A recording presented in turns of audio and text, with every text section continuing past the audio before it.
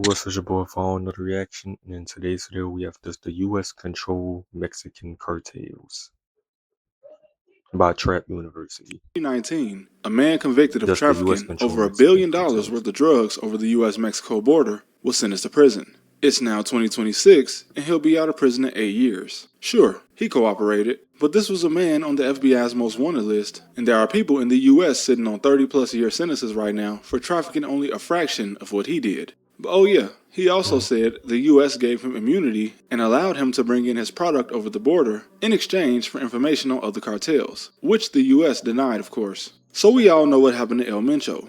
And every time Mexican authorities take down a cartel leader, we always see the same phrase: in coordination with the U.S., or with information provided by U.S. authorities. But U.S. intelligence is not stupid. Even a middle schooler in Mexico knows that taking out a cartel boss only leads to more violence, gang wars, and eventually another group to fill the power vacuum. So you could say that by getting Nigga, it's just gonna be another leader, gang. Like, it's just gonna be another leader, another cartel about to take over. El Mencho off the streets, all they did was pave the way for another leader. And it's a shame, because in the immediate aftermath, 25 Mexican National Guard members lost their lives in retaliation for what many people believe was just a political move. Now, the guy I mentioned at the start was a major figure in the Sinaloa cartel before it split. So why would the U.S. allow him to move freely across the border? Just for information on other cartels? Because when he was finally arrested, he took a plea deal and cooperated anyway. So couldn't they have just done that in the first place? Surely, it wasn't necessary for him to freely traffic across the U.S.-Mexico border just to get his cooperation. Now, you guys know I love a good conspiracy theory, but as we've all learned, once the U.S. gets involved, conspiracy turns into reality. So we know for a fact that removing a cartel leader only increases the presence of violent crime. In fact, it's possibly one of the worst things you could do if your goal is to end cartel violence. So CNN stated that homicides went. Why don't we just make drugs legal then? Make drugs legal. Fuck it, just let niggas buy cocaine legal. Like, that's how you end it for niggas to stop selling it. Up over 400% after the capture of El Mayo.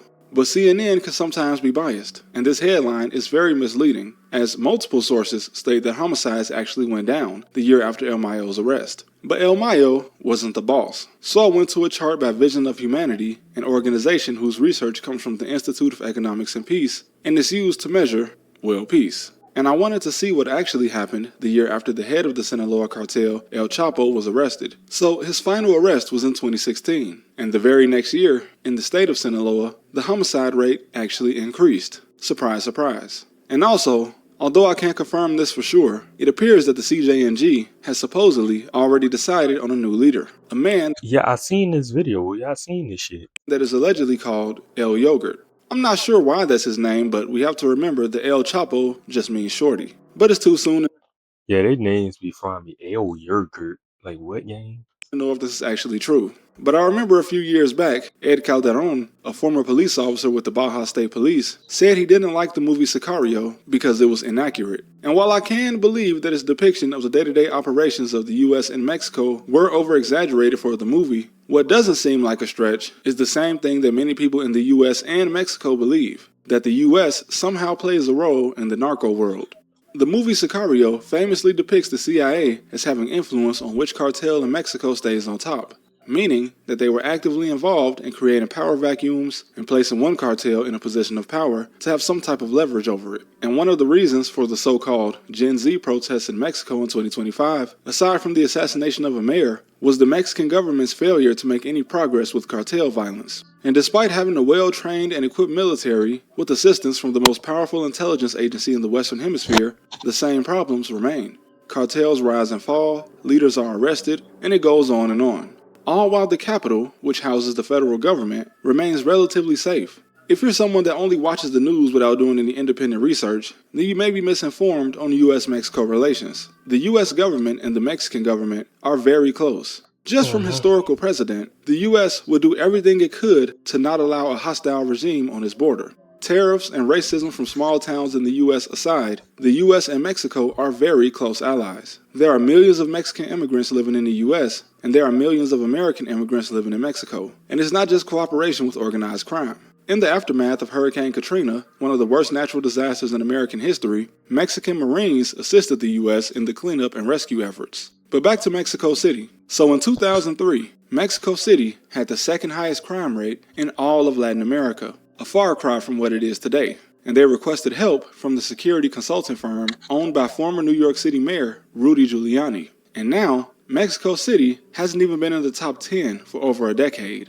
So clearly, like in any other country, crime in Mexico can be managed. But since the official start of the Mexican drug war in 2006, cartel operations have only increased. In the early 2010s, two former DEA agents and a former CIA contractor accused the CIA of helping run drugs and weapons for the cartel, since at least the Reagan administration. And also, along with some Mexican police, they accused the CIA of being complicit in the very controversial death of a DEA agent stationed in Mexico. You see, in the 80s, the DEA realized that no matter how much product they seized, they just couldn't make any real progress in disrupting cartel operations. So the DEA agent, Enrique, or Kiki Camarena, decided that the DEA should instead chase the cartel's money. And wouldn't you know it, he came up dead soon after. And it's important to remember that the CIA is considered to be an independent agency, and it does not answer Mm-mm. to any specific cabinet department. Now, the Director of National Intelligence is responsible for managing the operations of the CIA, but still, it doesn't fully answer to Congress or the Senate, although they do have an arrangement with Congress. But for the most part, it's been suspected for a long time that these guys pretty much do whatever they want. And the death of Yeah. Camarena has been the subject of much debate since it happened over 40 years ago. And what makes it even more interesting is that in addition to some blaming the CIA, the founder of the Guadalajara cartel was suspected of having the Guadalajara police kidnap Kiki shortly before his death. And this plot seemingly connects the CIA to the Guadalajara cartel and the Guadalajara police. But why would the CIA want to control the cartel's power? Well, after over 50 years of narco-trafficking, these groups existing in Latin America is just a fact of life. And in my opinion, rather than try to stop them altogether, it would seem that the CIA sat back and wondered how it could benefit from their existence. And again, this is just my opinion. Of course, there's no way for me or anyone else to actually prove that it's true, because it seems that the US government will always deny any allegations even alluding to the They're gonna deny everything, bro. They're gonna always deny everything. Just gonna fucking lie to us. They're going to deny everything. cooperation with cartels. And although it may be easy to believe that the CIA as an organization would be involved in such a thing, former DEA Special Agent Hector Berreyes gives what, in my opinion, is a more realistic scenario. So, from his own experience with the DEA and CIA involvement in Latin America, he claims that some CIA contractors, specifically pilots, rather than actual CIA agents, were definitely involved in the narco trade. And he attributed this to the apparent loose organization when it came to the CIA and its contractors, indicating that these contractors were able to work without much oversight from their employer. And they exploited the fact that they were able to land on government air bases. And he even alluded to William J. Casey, the former director of Central Intelligence during the Reagan administration, excusing CIA officers from reporting drug trafficking among their contacts. Which, if true, that would mean that in theory, a CIA agent could in fact be in contact with a drug trafficker while not being required to report any such illicit activities, which would also open the door for any corrupt agent to then involve themselves. Now, it's important to note that some former DEA agents have disagreed with Hector's accusations, and some have agreed with it. But if any of it is true, then that means that if the CIA truly was trying to combat the existence of cartels in Latin America, then their efforts are being undermined by their own contractors and even actual agents. And when trafficking can earn you 100 times more than your actual salary, and you're in a unique position to get away with it, it's hard to believe that something like this Them never niggas do be balling though. Them niggas be lifting it up. That's cartel TikTok. happened. But again, it's impossible to prove. Former DEA Dang, this nigga got a fucking tiger game. Like what the fuck? agents have been caught and convicted of doing the same thing, but that doesn't represent the DEA as a whole. Just a few corrupt agents that wanted to make a lot of money.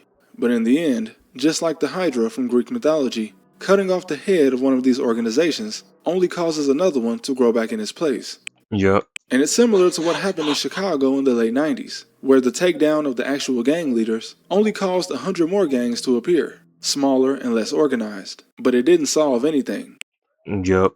and it actually made things worse for The leaders actually, you know what I'm saying, ran it. The leaders wasn't really, you know what I'm saying, they was just trying to protect their neighborhood. They was just trying to protect their block. They wasn't killing civilians and shit and just killing like a time. The US's involvement and alleged puppeteering is still just a conspiracy. But it Now in them new Chicago gangs ain't no fucking leaders. Where the leaders is the fucking rappers who made it out and got the most money. is possible that independent contractors working for the CIA have undermined the combating of cartel violence, and possibly even helped facilitate it. But what happened with El Mencho and the aftermath is something that has already happened many times in Mexico. And unfortunately, Yeah, when they captured El Chapo's son. it's nothing new. But thank you as always for listening, and I'll see you next time. Amazing Video Trap University. Make sure to come subscribe, and I'm out. Deuces. Love his videos.